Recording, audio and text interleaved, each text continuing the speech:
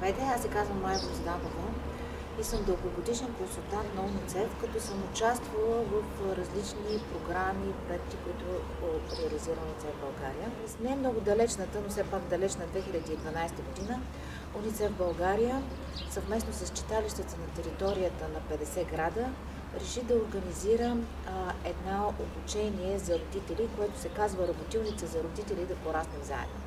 Първоначално една от стъпките, които се направи, е да се обучат обучители по специалната програма, а след това да се реализира и програмата.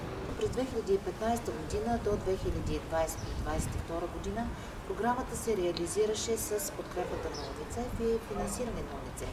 От 2022 година Консултантско бюро Напредък с услугите, които са му делегирани, реализира програмата самостоятелно с финансиране от държавно делегираната дейност. Голям успех е, че социална услуга реализира тази програма, също така, че община Пловдив припозна Работилница за родители. Програмата дава възможност много семейства да споделят своите преживявания, да се видят с обучителите, които вече са натрупали един 10 годишен стаж в работата си, умения за работа с семейства, умения за консултиране и умения да менторстват над семействата, които имат нуждата да присъстват на програмата.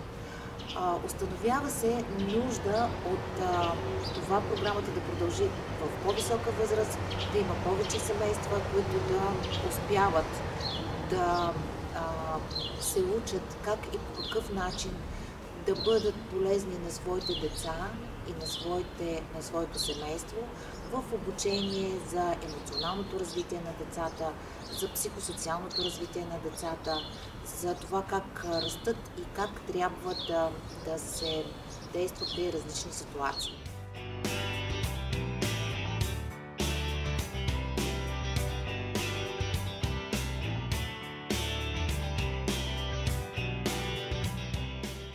Здравейте! Казвам се Деница Велкова и съм обучител по програмата Работилница за родители на УНИЦЕФ, заедно с моя прекрасен партньор Татяна Каназирска. През 2013 година получихме официална покана от УНИЦЕФ България да се включим в едно предизвикателно обучение за работилници за родители за деца от 0 до 4 години. Какво всъщност представлява тази програма? Тя сама по себе си не е просто обучение, напротив, тя е една възможност, в която родителите с подкрепата на водещите и други родители на деца на близка до тяхната възраст да обменят информация, да споделят опит в една подкрепяща и сигурна среда. Това е едно стимулиращо пространство за развитие на техните знания, умения, за да може в ролята си на родители да предоставят една чувствителна грижа към децата.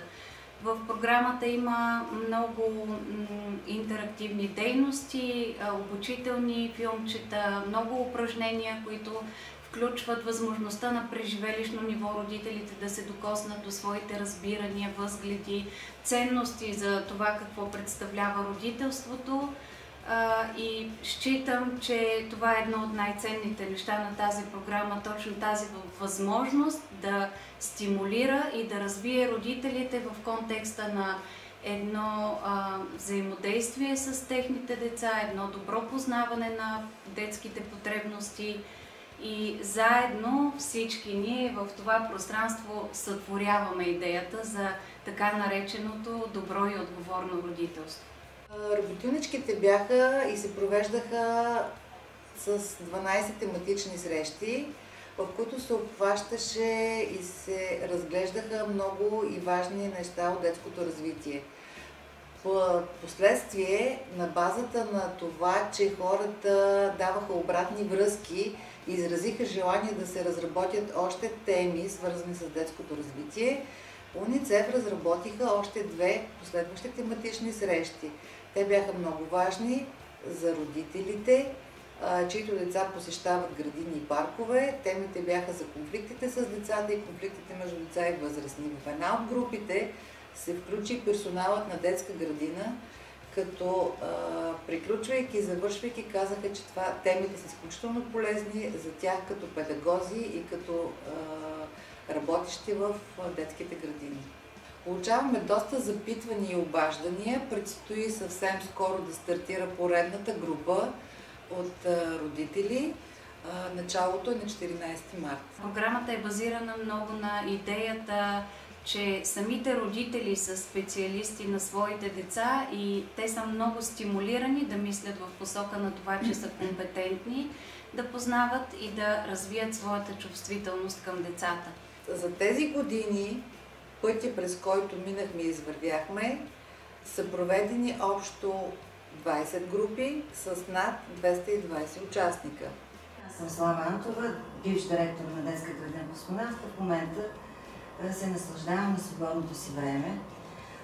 Като върна лентата назад, си спомням, че всички ние бяхме в полза на родителите, вашия проект, нашите планове, които имахме за учебната година, и това беше знак, че можем да работим заедно. И така нещата тръгнаха в един зимен период, в който всеки вторник или всеки четвъртък те с удоволствие чакаха тези срещи и аз имах обратната връзка, защото голяма част от тях се чувстваха много специални и идваха да ми се похвалят. Имало е доста активни от тях, които пък идваха да ми разкажат как точно са минали заниманията и как те са изявили себе си. Тази подкрепа, която вие дадохте, вашите специалисти с техните знания, аз мисля, че няма по-ценно от това за тях в детската градина, защото празника минава, събитията отминават, обаче знанията остават.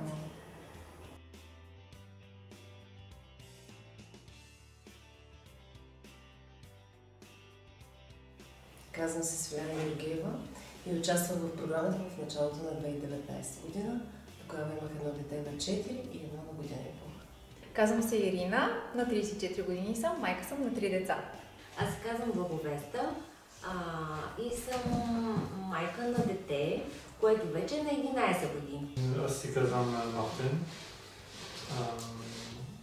Аз съм таткото на детето. Беше интересно, отрезвяващо и много полезно. Ако трябва да опиша самото преживяване, участването в програмата "Да пораснем заедно" с 3 думи, то те биха били разбиране, приемане и осъзнатост. Тогава разбрах за програмата чрез една приятелка. Тя ме насочи към нея и реших да се включа веднага, защото към този момент ранното детско развитие и въобще осъзнатото родителство беше тема, която исках да усъвършенствам. Всъщност, това, че бяхме заедно, заедно получавахме информацията, която се обсъжда тук, и имахме възможност вкъщи да споделим нашето мнение и какви са, по какъв начин може да съчетаем нещата, така че да е най-добро за детето. И съпругът ми успяваше да взима участие в някои от срещите, когато той имаше възможност, тъй като той е доста по-заед от мен. По този начин успявахме да бъдем на една вълна, да обяснявайки за различни теми и проблеми, които сме разглеждали в казуси в рамките на програмата, успявах да ги изкомуникирам заедно и с него и да намираме общо решение тогава, когато се сблъскваме с подобни казуси и с децата.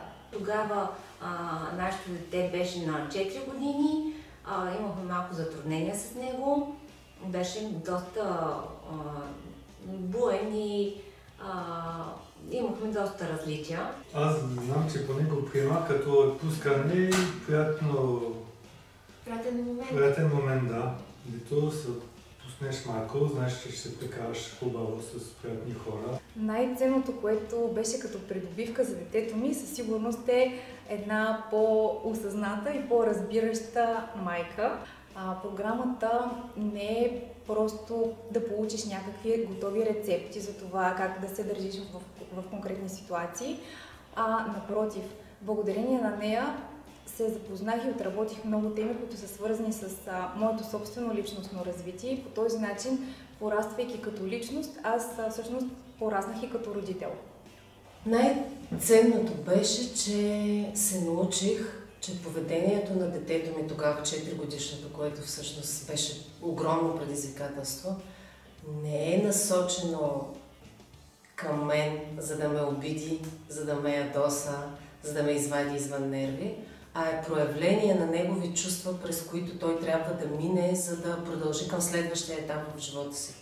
И аз това научих тук, че той има нужда да мине през това, то не е насочено към мен и че трябва да подхождам с разбиране. Както ние като родители да се поставим на място на детето и да се опитаме да видим то какво чувства и как приема нещата, така да го научим и то